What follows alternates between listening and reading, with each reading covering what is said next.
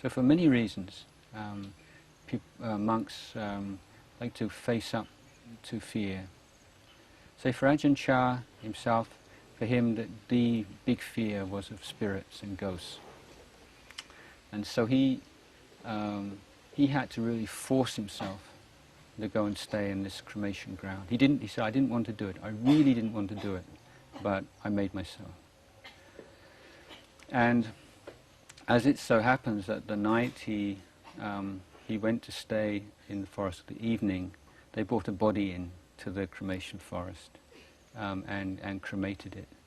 So everyone, after the cremation, everybody went back. So he's there. It's not just a forest where they have cremations every now and again. It's one where there's been a cremation, right, very close by him. And so that night he experienced incredibly intense fear and didn't sleep a wink and struggling all through the night. It was very, very difficult for him, but he got through the night, and he went on arms round, and dogs started to bite him, and so, what's going on. He went back for a second night, and of course during the day you think, I'm through the worst of that now, and it's going to be all right. The second night they brought in another body, and they cremated it really close to where he was staying. And as soon as it got dark, the whole thing started again. And he was sitting in his glot, as I remember, and his eyes closed. The thing about these glots, as I told you, you have this very thin cloth surrounding, but somehow it just makes you feel safe, But anyway, he did have that kind of protection, although it was just an illusory one, really.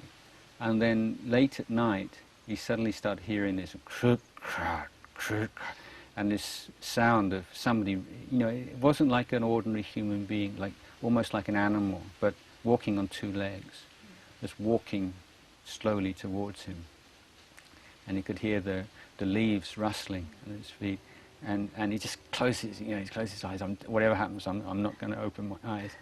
And this thing just walked closer and closer and came up behind him, and then walked off again. And then it came back a second time, and he said he's just so tense. He said he felt like a drum, he's tense as a drum, and he said the fear just increased and just such an intensity that he'd never experienced before. And then it reached like the sort of the maximum. And then into his mind he was, what are you afraid of? What are you really afraid of? We're afraid of death. Yeah. Well, where is death?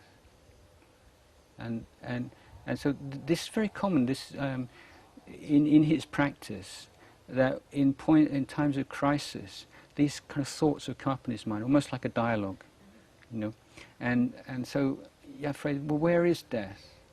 And then the answer just popped in his mind as death lies within, And there's nowhere, wherever you go, you take death with you.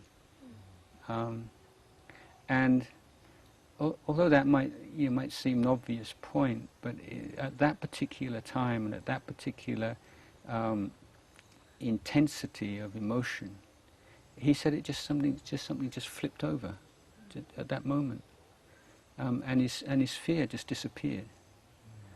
And at the moment his fear disappeared, just incredible rush of bliss and his meditation after that was just wonderful. Very strong meditation. And then later, very late, just before dawn, it started to rain. And he said he'd be feeling a little bit sorry for himself now. He said, here I'm all alone in the rain, and nobody knows who I am and where I am, and also feeling that nobody sort of snug in the house could have any idea of the sort of things that a monk goes through, the experiences of a monk. So he woke up, he had some rest, he woke up, He said, when I woke up, everything was yellow, and he sort of felt really strange. And he went to urinate, and came out blood. It was just like big gobs of blood coming out in his urine. And so one part of his mind is saying, this is really dangerous, you've done something serious, you need to see a doctor. And another part of his mind says, whatever happens, happens. He said, if I die, I die. I couldn't think of a better way to die. Die as a monk, die practicing Dhamma. And so again, he had this kind of to and fro in his mind between this sort of fear and worry, but the power of the Dhamma was much stronger. And he said, if I die, I die. This is what I've got to do. And that was an experience in which he went right into fear. And he went right out through the other side. This is something he stressed over and over again. All kinds of dukkha. You can't escape from dukkha by turning your back on it, running. It's not you want to make yourself suffer, and the more you suffer, the better.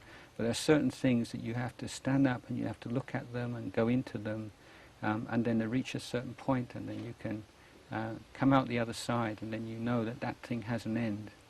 That thing is not who you are, and it's not something that will ever be able to overpower you in the same way again.